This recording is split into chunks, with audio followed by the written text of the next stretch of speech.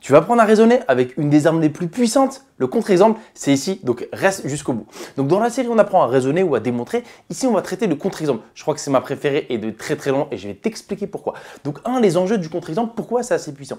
Ensuite, on fera pas mal d'exemples un peu concrets de la vie de tous les jours. Ce sera une sorte de ping-pong, je te poserai des questions, il faudra que tu répondes.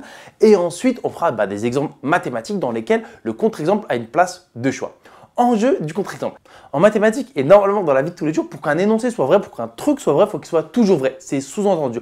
En fait, s'il est faux une fois, on dit faux. Qu'est-ce que ça veut dire? C'est qu'un exemple, ou plutôt un contre-exemple, te permet juste de montrer qu'un truc est faux. Bah oui, parce que s'il est vrai, de fait, il est toujours vrai. Donc si tu trouves un cas pour lequel ça ne marche pas, ça veut dire que c'est faux. Et donc juste pour faire attention, c'est donc pas parce que tu trouves un exemple qui marche qui fait que ta règle est vraie. Parce que je viens de te dire, pour qu'elle soit vraie, il faut qu'elle soit toujours vraie. Et donc, c'est la fameuse expression « une hirondelle ne fait pas le printemps ». C'est pas parce que tu vois une hirondelle que c'est le printemps, peut-être qu'elle s'est perdue, tu vois. Par contre, si tu les vois toutes et que tu les comptes, tu fais « ok, c'est bon, elles sont toutes là, c'est bien le printemps ». Tu vois, c'est ce principe-là. Et donc, pourquoi moi j'aime bien le contre-exemple? Parce que ceux qui ont un cerveau torturé comme le mien, l'idée c'est de trouver un exemple qui met à mal ce que dit l'interlocuteur. Et donc en fait, au-delà de la petite blague, pourquoi c'est intéressant, c'est que quand des gens parlent, typiquement des hommes politiques, des économistes ou autres, et en fait, s'ils partent dans des généralités, à toi de rester sur tes gardes, tu as solide sur tes appuis, et de réfléchir et voir dans quel cadre ces phrases génériques de tout temps, ou alors la population française, est vraie ou pas. Et donc il faut trouver des exemples qui peuvent mettre à mal les propos de ceux qui les tiennent, et après partir sur une discussion contradictoire, on va dire. Et donc l'idée, c'est un peu de trouver la faille dans certains raisonnements, donc c'est un peu ce qui s'apparente à de la philosophie. Et moi, j'ai mis beaucoup de temps à comprendre pourquoi les plus grands philosophes étaient aussi mathématiciens. Descartes, Leibniz, d'Alembert. Enfin, tu vois, la liste est très très longue. Tu vois. Des gens qui étaient à la fois philosophes et mathématiciens. Et de toute façon, à l'époque, ils avaient 1000 casquettes. Nous, on n'en a qu'une au maximum. Tu vois. Ils faisaient tout à l'époque. Philosophes, mathématiciens, physiciens, de l'astronomie, de la médecine. Ils savaient cuisiner. Tu vois. Ils savaient faire 1000 trucs. Tu vois. Nous, ça en fait un, c'est pas mal. Donc voilà, en fait, les motivations du contre-exemple et pourquoi je trouve ça beau. Et donc, phase 2 de la vidéo, un peu sympathique. Je vais te donner pas mal de phrases. Et à chaque fois, il faudra que tu dises si elles sont vraies ou fausses. Allez, j'ai assez parlé. Premier exemple. Les tomates sont rouges. Vrai ou faux? L'idée, c'est d'aller vite. Je donne directement la réponse. Bah non, faux, regarde. Tu as les tomates jaunes. Enfin, il y a plein de couleurs pour les tomates. Il y en a des vertes. Tu vois, donc non, les tomates ne sont pas rouges. En fait, elles ne sont pas toujours rouges. Donc, c'est faux. En mathématiques, ça n'existe pas, sauf si ça dépend. Si tu es obligé d'utiliser ces mots-là, c'est que la réponse est faux. Les tomates sont-elles toujours rouges? C'est sous-entendu non, parce qu'il y en a des jaunes. Deuxième affirmation. Il fait froid en Sibérie. Vrai ou faux? On a envie de dire faux, parce que de toute façon, c'est le principe. Il y aura beaucoup de faux, mais l'idée, c'est de trouver. Bah évidemment, c'est faux, parce qu'il ne fait pas toujours froid en Sibérie. Et pour preuve, regarde un article de Geo.fr qui te montre qu'une fois, des températures de 35 degrés ont été relevées près de vers Rojansk, donc en Sibérie apparemment. Et donc, non, 35 degrés, on peut estimer qu'il ne fait pas froid. Donc cette phrase est fausse. Troisième phrase, les vidéos de Ed Academy sont bien. Vrai ou faux? Dis-moi que tu as envie de dire vrai, s'il te plaît. Mais non, certainement pas. Il y en a tellement que j'ai enlevé les premières vidéos. Regarde celle-ci, par exemple. Alors ici, on va s'attaquer à la division de fractions. Ici, le calcul s'appelle 2 tiers divisé par 7 quarts. Rien ne va, regarde. La lumière, l'éclairage, on voit les marques du soleil sur mon dos, la coupe de cheveux improbable. Je parlais encore plus vite que maintenant. La caméra est même pas dans l'axe, elle est tournée. Tu vois, on dirait que je regarde de côté. Et la liste est longue. Je pense qu'un professionnel qui regarde cette vidéo, bon, il rigole pendant 40 minutes. Mais bon, il fallait bien commencer. Maintenant, c'est un petit peu mieux. Je parle toujours aussi vite, mais je pense que c'est un peu mieux. Donc, faux. Regarde, contre-exemple, cette vidéo-là. Ce qui est rare et cher. J'ai traité dans une vidéo justement où je montrais les failles dans le raisonnement.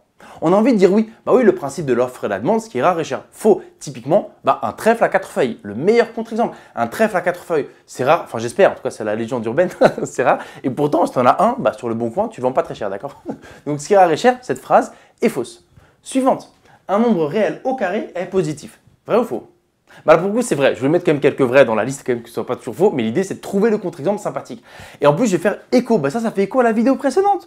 Sur la disjonction de cas où j'ai montré qu'un nombre réel au carré est toujours positif parce qu'on faisait tous les cas. Et donc, on montrait que c'était vrai pour tous les nombres réels. C'est ce que je te dis. Pour montrer que c'est vrai, ça doit être vrai toujours, faux une fois. Donc, cette phrase est vraie. Et si on se casse un peu la tête, on ne trouvera pas de nombre réel dont le carré est négatif ou plutôt n'est pas positif. Tu n'en trouveras pas. Et ça peut être une des façons de dire que c'est vrai. D'ailleurs, en mathématiques, il y a des résultats comme ça. On n'a pas réussi à démontrer que c'est faux, donc on l'accepte tel quel. La suivante, il y a juste un tout petit peu de maths. Un nombre qui se termine par 3 est un multiple de 3. Donc tu as compris, je donne très vite la réponse, donc mes pauses, il faut réfléchir. Donc là, c'est faux. Contre-exemple, pas besoin d'aller très loin. 13 suffit. 13 se termine par 3. Est-ce un multiple de 3? Non, 3 x 4, 12. 13 n'est pas dans la table de 3. Donc ça, c'est un contre-exemple qui met à mal cette proposition. La suivante, pareil, il y a un petit peu de maths, mais tu verras, ça vaut le coup. Si un quadrilatère a 3 angles droits, alors c'est un rectangle. Vrai ou faux? Là, on pourrait dire, bah non, faux, parce qu'un rectangle, il a 4 angles droits. Mais, en fait, tu vois, on va en dessiner. Et en fait, si tu as 3 angles droits, alors obligé, tu en as 4.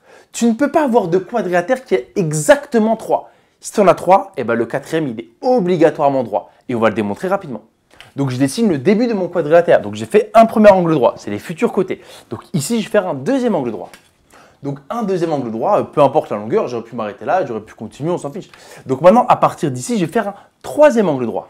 Et donc, voici le troisième angle droit. Et donc, voilà, je fais devant toi, je rejoins ici le quatrième côté. Donc, j'ai bien 3 angles droits. Pourquoi celui-là est nécessairement droit? En fait, c'est une petite propriété qu'on apprend en 6e.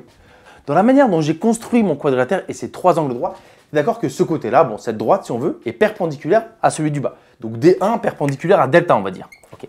Et de la même manière, comme ici, j'ai fait un angle droit, on avait D2 perpendiculaire à delta. Or, on sait que si deux droites sont perpendiculaires à la même, alors quoi? Alors, elles sont parallèles, donc ces deux côtés sont parallèles. D'accord? Maintenant, on sait qu'ils sont parallèles et en plus que une de ces droites est perpendiculaire à une autre droite. Donc, est-ce que tu vois la propriété? Si deux droites sont parallèles, alors toutes perpendiculaires à l'une et perpendiculaire à l'autre. Ça rappelle des souvenirs, non? On en conclut quoi? Eh ben, qu'ici, il y a un angle droit. Donc, j'espère que ce n'est pas vrai avec les D1, delta, etc. Mais c'était pour te montrer qu'avec ces petites propriétés de 6e, on montrait que nécessairement, le quatrième angle était forcément droit. Petite anecdote à ce propos, c'est une des premières fois où j'avais eu des 6e, je crois que c'était il y a 13-14 ans. Et donc, en fait, avant de mettre ça dans la leçon, j'aurais dit, OK, prenez toute une feuille de brouillon et dessinez-moi un quadrilatère qui a exactement 3 angles droits. J'ai dit pas 4, j'en veux que 3.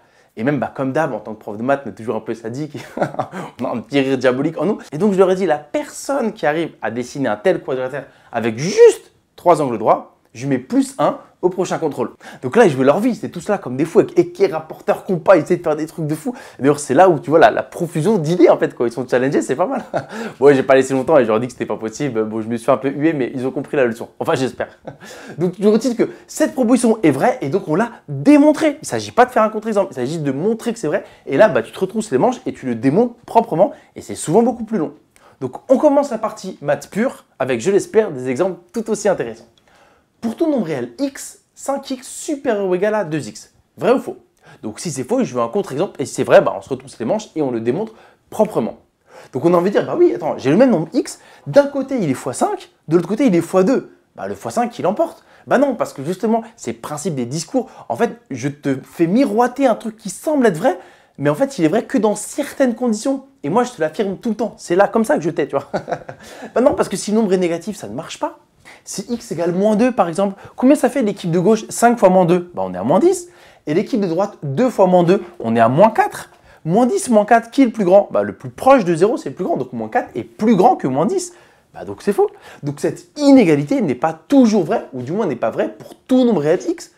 Pour -2, c'est faux. Et c'est là où on va intervenir un autre truc intéressant, les limites du contre-exemple. Moi, je te l'amener dans la vie de tous les jours, quand tu réfléchis, c'est puissant le contre-exemple. Et même, je trouve que ça fait réfléchir le cerveau d'une manière intéressante. Maintenant, dans la partie maths pure, c'est juste pour montrer que c'est faux. Ce qui est intéressant, c'est en fait de rectifier la vérité. D'ailleurs, dans un vrai faux, on peut le faire comme ça. Si on peut dire faux, voilà le contre-exemple. Si on peut dire faux parce qu'en vrai, voilà la proposition. Là, on pourrait dire cette inégalité est vraie pour tout nombre réel x positif. En fait, si le nombre réel x est positif, ce truc-là est vrai. Deuxième affirmation, pour tout nombre réel x, x carré supérieur ou égal à x. Là aussi, on a envie de dire vrai. Attends, quelqu'un au carré fois lui-même, bah, il bat sur quelqu'un de base, d'accord? Et alors, on peut penser au nombre négatif. Si on prend -2 comme tout à l'heure, combien ça fait -2 au carré? -2 fois -2, on est à +4. Et on avait pris -2. Ah bah ça reste vrai. De toute façon, au carré, comme il met tout le monde positif, il n'y a pas de discussion. Au carré, il va le battre. Et pourtant, c'est faux. Trouve un contre-exemple. Et en fait, après, quand tu fais des maths, tu sais où aller chercher tes contre-exemples parce que c'est toujours un peu les mêmes cas qui posent problème ou plutôt qui mettent à mal un énoncé qui semble naturel. Mais encore une fois, il est naturel sur un intervalle pour certaines conditions. C'est les 0, ici le problème, c'est les nombres entre 0 et 1. Si x égale 0,5 ou 1 demi, combien ça fait 0,5 au carré? Bah oui, c'est fois lui-même. Donc si tu prends un 0, bah la quantité baisse. T'es 0, fois 0, t'es de plus en plus petit. En fait, la multiplication n'agrandit pas toujours. J'ai hésité à te la mettre plus haut, celle-ci. Quand tu multiplies deux nombres positifs, t'es pas toujours plus grand.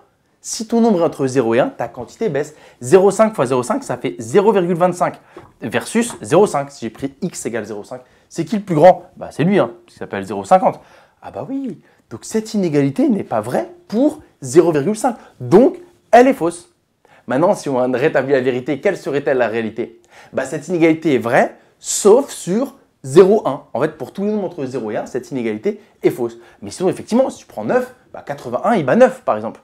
Et pareil, on a vu pour les nombres négatifs. Donc ça ne marcherait pas entre 0 et 1. Donc tu vois, on avait restreint en fait l'ensemble qui mettait à mal cette affirmation. Exemple suivant, dont sont friands en fait les profs avec leur classe de seconde. Si x inférieur ou égal à 5, alors x carré inférieur ou égal à 25. On a envie de dire oui, parce qu'attends, x plus petit que 5, je mets tout le monde au carré, lui devient x carré, et le 5 il devient 25. Sauf que pour mettre au carré, encore une fois, il y a des conditions, c'est ce que je te disais. Et là, elles ne sont pas respectées. Quand tu as une inégalité et que tu veux mettre tout le monde au carré, il faut que tu t'assures que ces gens en fait sont tous positifs ou tous négatifs. Bref, qu'un seul signe, sinon tu dois couper ton intervalle. X est plus petit que 5. Bah, il n'est pas que plus, parce que plus petit que 5, ok, 5 à 0, mais après il va dans les négatifs. Donc en fait, légalement, par rapport aux maths, tu n'as pas le droit de mettre au carré. Mais nous, on peut réfléchir en fait. Parce que l'idée de la vidéo, c'est de trouver un exemple qui casse en fait ce qui est écrit. X plus petit que 5. Bah, trouve-moi un exemple pertinent qui fait bah ouais, c'est n'importe quoi ça. Bah, moins 10 par exemple. Si x égale moins 10, est-ce que tu es d'accord qu'on est dans ce cas-là? X plus petit que moins 5. Par exemple, moins 10, tu vois. Moins 10 au carré, combien ça fait? Moins 10 fois moins 10, ça fait 100. Ok, mais 100, bah, c'est pas plus petit que 25. 100, c'est plus grand que 25, tu vois. Donc le truc est faux. Si x plus petit que 5, faux, x carré n'est pas plus petit que 25. Affirmation suivante. Tout de suite, non majoré tend vers plus l'infini. Bon, il faut un petit niveau de terminale pour arriver à la faire. Qu'est-ce que ça veut dire majoré? Majoré, c'est qu'il existe une valeur que tu ne dépasses jamais vers le haut. En fait, tu es bloqué quelque part. Donc, je suis en train de t'affirmer que y a une suite qui est jamais bloquée. Elle peut dépasser n'importe quelle valeur par le haut, par au-dessus. Autrement dit, elle peut être aussi grande que tu le souhaites. Ok, ça, c'est l'hypothèse de base. Donc, moi, je t'affirme que ça veut dire qu'elle tend vers plus l'infini, que sa limite est plus l'infini. Ça, c'est typiquement les vraies fautes terminales où, en tant que prof, il faut bien se casser la tête pour vraiment mettre à mal l'élève. Et pour s'améliorer en tant qu'élève ou candidat, il faut en faire quelques-uns parce que les contre-exemples, au bout d'un moment, tournent autour des mêmes choses. Tu vois, des nombres entre 0 et 1, des nombres négatifs, ou comme ici, certaines suites judicieusement choisies. Donc, c'est compliqué de trouver seul la première fois le bon contre-exemple, surtout quand le niveau monte. Mais avec le temps, en fait, tu obtiens une besace en fait avec un peu plein de contre-exemples et tu pioches celui qui est pertinent au bon moment.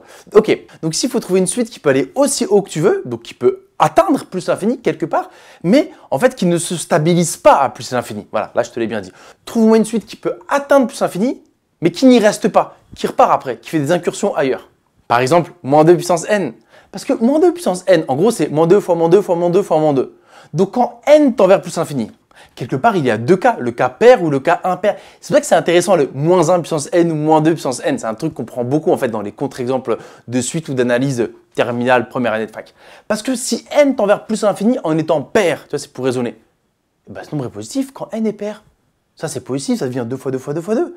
Ah, ok, donc attends. Si n tend vers plus l'infini en étant pair, en gros, qu'est-ce que ça vaut ça? Bah, ça vaut plus l'infini. C'est un nombre positif et tu fais 2 fois 2 fois 2 toute ta vie. Tu arrives à plus l'infini. Maintenant, si n tend vers plus l'infini en étant impair, et bah, c'est le même principe, sauf que y a un moins qui sort. C'est moins 2 fois 2 fois 2 fois 2 fois 2. Donc, moins l'infini. Qu'est-ce que ça veut dire? C'est-à-dire déjà, cette suite, elle peut aller aussi haut qu'elle le souhaite. Donc, elle n'est pas majorée. Et d'ailleurs, elle peut aller aussi bas qu'elle le souhaite, donc elle n'est pas minorée. Ça, c'était en plus, cadeau, parce que nous, c'est juste pas majoré qui m'intéresse. Donc attends, cette suite, c'est une suite qui n'est pas majorée. C'est bon, j'entre bien dans l'hypothèse de mon affirmation. Maintenant, tend-elle vers plus infini? Est-ce que sa limite est plus infinie? Bah non, de limite. En fait, de limite égale pas de limite. Quand la limite existe pour une suite, elle est unique. Est-ce que je peux affirmer que cette suite tend vers plus infini? Bah non, ça dépend. Tiens, et quand ça dépend, c'est faux. Donc cette suite ne tend pas vers plus infini et pourtant, elle n'est pas majorée. Donc voilà, c'est ce que je te disais en fait des contre-exemples. Le côté sympa de la chose, c'est que il faut te torturer l'esprit pour trouver. Moi, je trouve ça sympa comme façon de réfléchir. Et au bout d'un moment, pas c'est de la triche, mais quand on as pas mal dans ton sac à dos, tu utilises la bonne au bon moment. Moi, c'était la dernière, même si j'avoue qu'il m'en restait encore quelques-unes. Mais je pense que la vidéo est déjà très longue et je sais pas dans quel cas ça va être bien reçu ce type de vidéo. Donc à toi de me dire si ça te plaît, si tu es resté jusqu'au bout et que tu entends ça et que ça te plaît, dis-le moi, je préfère plus de vidéos comme ça, un petit peu interactives et dans laquelle tu prends part et tu résous des petites questions avec moi. Et le plus important, j'espère que ça t'a plu.